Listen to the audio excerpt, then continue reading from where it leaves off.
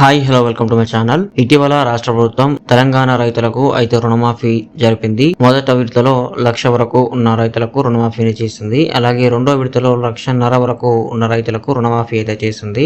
రుణమాఫీ జరిగిన రైతులకు కొత్త రుణాలు ఇవ్వాలంటూ రాష్ట్ర ప్రభుత్వం అయితే అధికారులకు ఆదేశాలు జారీ చేసింది. అయితే ఇప్పుడు రైతులకు అదో పెద్ద కష్టంగా అయితే మారింది. రుణం తీసుకోవాలి అంటే బ్యాంకు అధికారులకు అయితే ఎంతో కొంత మొత్తంలో డబ్బులు చెల్లిస్తే గానీ రుణాన్ని అయితే ఇవ్వట్లేరు. ఈ విషయం గురించి ఈ వీడియోలో అయితే తెలుసుకుందాం. మీరు కనుక నా ఛానల్ కి కొత్తగా వచ్చినట్లయితే మన ఛానల్ కి సబ్స్క్రైబ్ అయిపోండి. అలాగే ఈ వీడియోకి లైక్ చేయడం మాత్రం మర్చిపోకండి. ఇక వీడియోలోకి వెళ్ళినట్లయితే రైతులకు రాష్ట్ర ప్రభుత్వం ఎంతో ప్రతిష్టాత్మకంగా రుణమాఫీ స్కీమ్ ను తీసుకొచ్చింది. ఇప్పటికే 2 విడతల్లో రుణమాఫీని అయితే జరిపింది. ఇక 3వ విడత రుణమాఫీ జరగాల్సి ఉంది.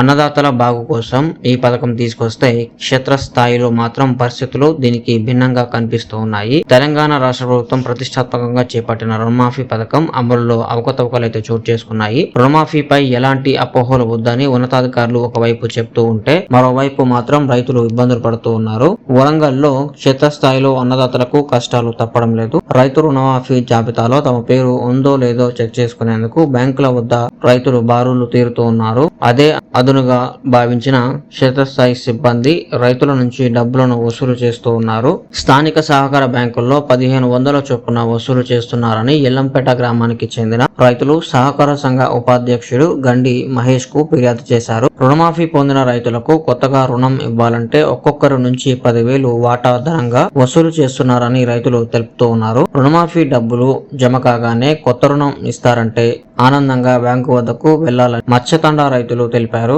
అక్కడ అధిక సంఖ్యలో రైతులున్నారని దరఖాస్తు స్వీకరించాలంటే డబ్బులు ఇవ్వాలని, లేని పక్షంలో సిబ్బంది ససేమిరా అనడంతో 1,500 ఇచ్చానని అయితే తెలిపారు.